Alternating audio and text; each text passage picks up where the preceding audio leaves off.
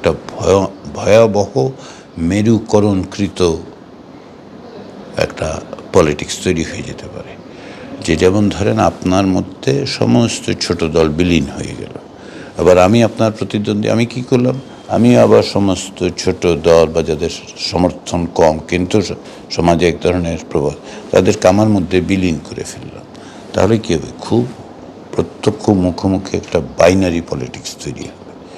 এবং এই binary politics যে কোনো জায়গায় সবসময় আসলে গণতন্ত্রের জন্য খুব ইতিবাচক হয় না।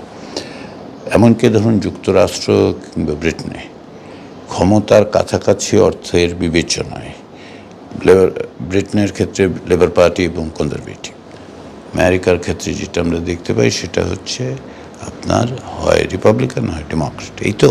কিন্তু অন্য দলগুলো কিন্তু আছে, এইটা তারা বিলীন হয়ে যায়নি, তারা হয়তো সমাজে উপস্থিত থাকছে, রাজনীতিতে কথাবার্তা বলছে, খুব যে বড় কিছু হয়েছে তা নয়।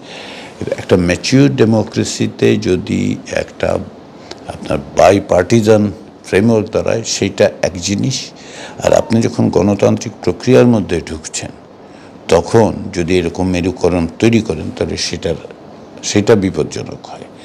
অনেকেই অনেক দল থাকার ব্যাপারে আপত্তি করেন, যেটা আসলে সমাজে এক ধরনের বিভক্তি তৈরি করে অসংখ্য দল, অসংখ্য মত। আমি সেটার বিরুদ্ধে।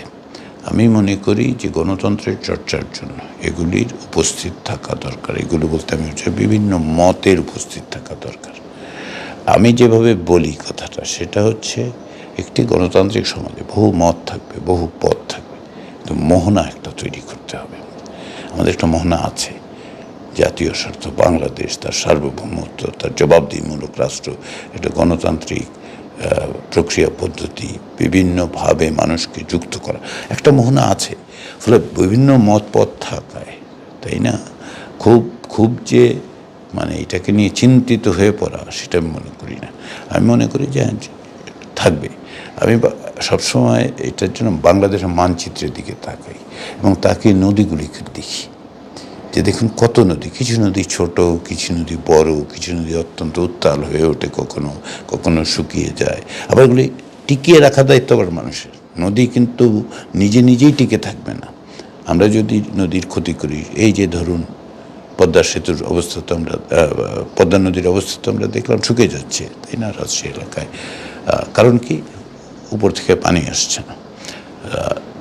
কিন্তু তারপরেও আপনি বাংলাদেশের মানচিত্রের দিকে তাকালে দেখবেন যে অসংখ্য ছোট নদী, বড় নদী, খালবিলের কথা বাদই দিলাম, আপনি নদী হিসেবে সব কোথায় মিলেছে, শেষ পর্যন্ত কোথায় মিলল, আমরা বঙ্গোপসাগরে গিয়ে যাচ্ছে। ওই যে মোহনা, সেটা আবার আমাকে সুযোগও দিচ্ছে। এই যে মোহনা, সেখানে আমি বন্দর তৈরি করছি, বন্দরের কারণে আরও বড় করব, আমার সম্ভাবনা। কিন্তু এরকম একটা মোহনা যদি না থাকতো তাহলে কিন্তু আমরা ভাবতেই পারতাম না যে আমাদের বড় বন্দর দরকার, আমাদের বন্দরের ব্যবস্থাপনা দরকার। তো আমি রাজনৈতিকভাবে মনে করি বিভিন্ন মত পথ থাকবে, ভিন্ন মত হবে, কিন্তু কিছু বিষয়ে ঐকমত্য থাকতে হবে। সর্বোপরি যেটা, সেই মেলার জায়গাটা তৈরি করতে হবে। আমরা যেন আলাদাভাবে গিয়ে না পৌঁছাই। কারণ লক্ষ্য যখন আমাদের এক হবে, মোহনা যখন আমাদের এক হবে, তখন আমরা অনেক কিছু অ্যাচিভ করতে পারব।